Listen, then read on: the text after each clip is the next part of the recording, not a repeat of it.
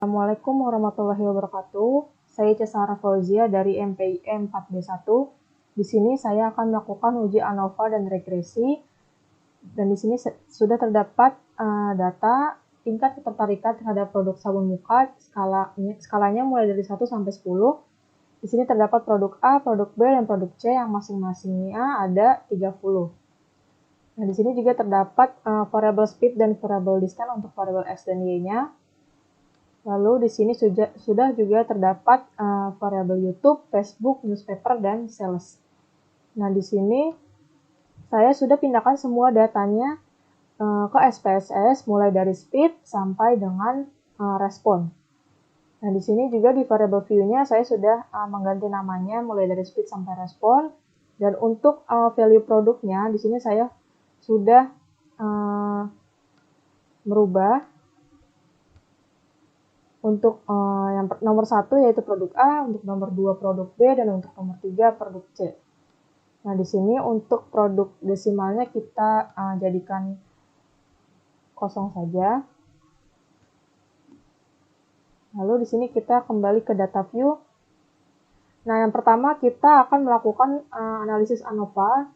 Pertama kita ke Analyze, ke Compartment, lalu kita ke One Way ANOVA. Nah, di sini kita pindahkan mana yang termasuk ke dalam variabel bebas atau variabel depend. Yang pertama kita pindahkan respon ke depend dan untuk produk ke faktor. Nah, di sini sudah saya pindahkan. Yang pertama kita pilih option. Lalu kita checklist deskriptif dan homogenely-nya. Lalu kita continue. Dan kita lihat ke post hoc. Di sini signifikansi levelnya yaitu sebesar 0,05. Kita klik continue, lalu kita oke-kan. Nah, di sini sudah terdapat output atau hasil dari uji one way atau ANOVA-nya.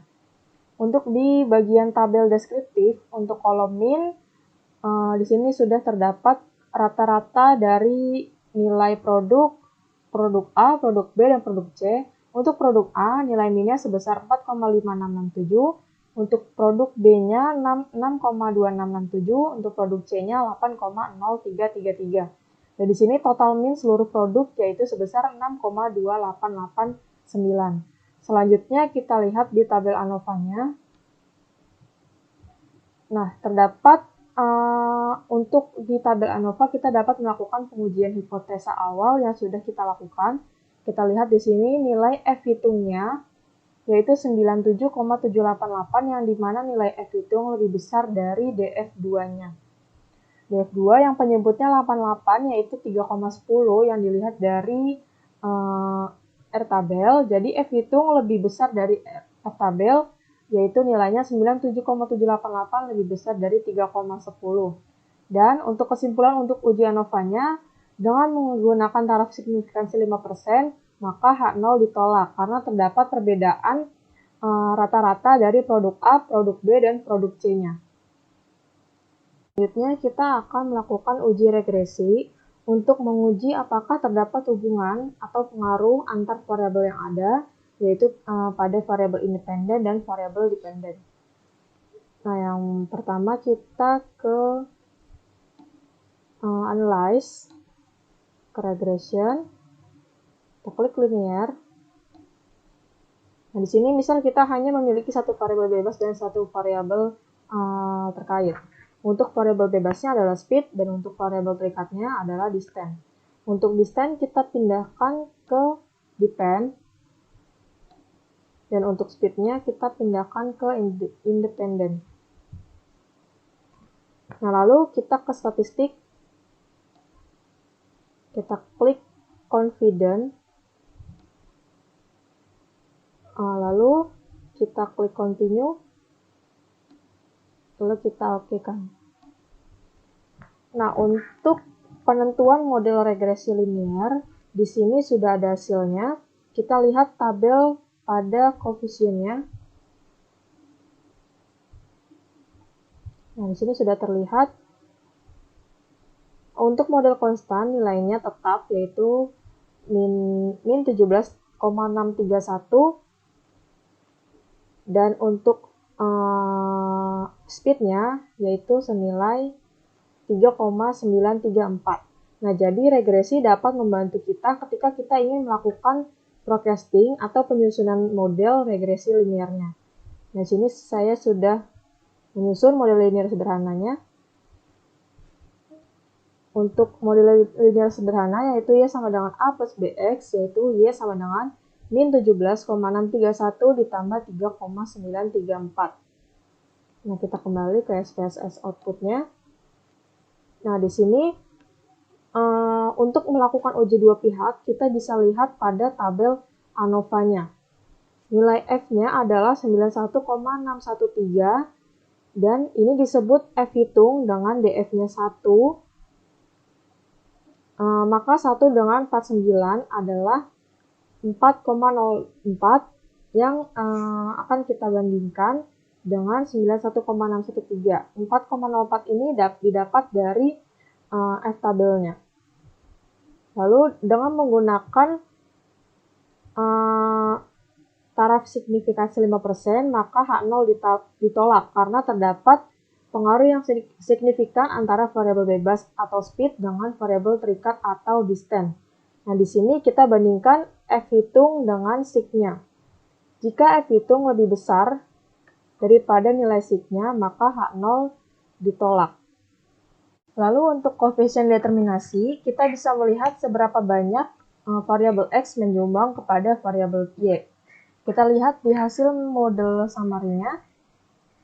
Nah, di sini ada R square, nilainya 0,652, yang artinya variabel speed-nya hanya menyumbang sebanyak 65,2% saja yang diberikan untuk variabel distance. Dan untuk kurang lebihnya 35%-nya dipengaruhi oleh variabel atau faktor lain yang bersifat random. Nah, di sini ini adalah penjelasan tentang uji regresi linear sederhana ketika hanya memiliki satu variabel bebas dan satu variabel terikat. Nah, selanjutnya untuk regresi linear berganda kita hanya memiliki ketika hanya memiliki satu variabel terikat dan lebih dari satu variabel bebas. Nah, kita langsung uji saja. Di sini kita ke analyze, lalu ke regression, lalu ke linear juga. Nah, di sini kita klik reset dulu. Nah, di sini kita melihat kita hanya memiliki satu variabel terikat dan 3 variabel bebas. Yang pertama, kita pindahkan dulu variabel sales ke depend.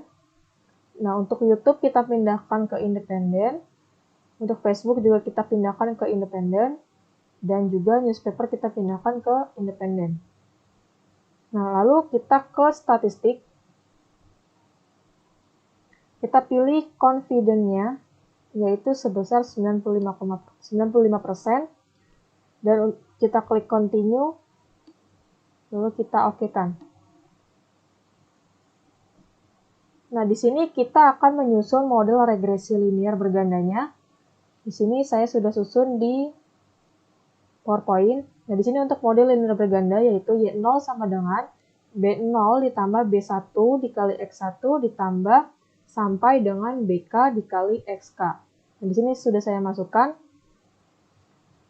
Untuk nilainya, kita lihat lagi di outputnya.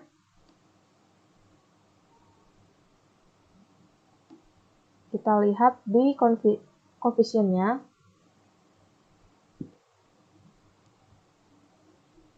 Di kolom B, nilainya menjadi 35,264 dan untuk YouTube-nya sebesar 0,046, untuk Facebook 0,188 dan untuk newspaper-nya yaitu min 0,001.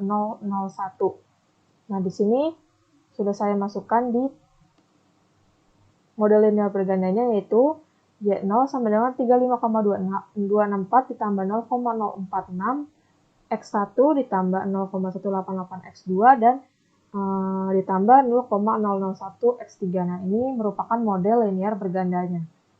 Lalu kita balik lagi ke output. Di sini kita akan melakukan pengujian apakah terdapat pengaruh yang signifikan antara variabel YouTube, Facebook, dan newspaper terhadap variabel sales. Kita lihat di tabel ANOVA. Nah, di tabel ANOVA ini kita akan membandingkan F-hitung dan SIG-nya. F-nya yaitu sebesar 570,605 dan untuk tabel SIG-nya yaitu sebesar 0,000. Di sini F-hitung lebih besar daripada nilai SIG, maka bisa dikatakan bahwa sangat berpengaruh secara signifikan antara variabel YouTube, Facebook, dan newspaper terhadap variabel sales. Dan untuk di tabel koefisiennya, kita bandingkan juga nilai T dari YouTube dan juga Facebook dan newspaper terhadap nilai SIG-nya. Di sini kita lihat untuk YouTube nilai T-nya 32,821 dan nilai SIG-nya 0,000. Dan untuk Facebook nilai T-nya 21,894 dan nilai SIG-nya 0,000. Maka YouTube dan Facebook yaitu berpengaruh dikarenakan nilai T-nya lebih besar daripada nilai SIG-nya. Dan untuk newspaper nilai T-nya min 0,182 dan nilai SIG-nya 0,856. Ini dikatakan tidak berpengaruh karena nilai T-nya lebih kecil daripada nilai SIG-nya. Lalu di sini kita akan melihat apakah semua variabel bebas akan mempengaruhi variabel terikat secara keseluruhan. Di sini ternyata hasilnya sangat berpengaruh. Kita bisa lihat di tabel model summary-nya. Nilai R-square-nya yaitu sebesar 89%. Maka di sini kita bisa lihat sebesar 89% pengaruh dari 3 variabel yaitu pada variabel YouTube, Facebook, dan newspaper terhadap sales. Dan untuk 11%-nya kurang lebihnya dipengaruhi oleh variabel atau faktor-faktor lain yang bersifat random. Sekian penjelasan dari saya mengenai uji ANOVA dan uji regresi. Kurang lebihnya saya mohon maaf. Wassalamualaikum warahmatullahi wabarakatuh.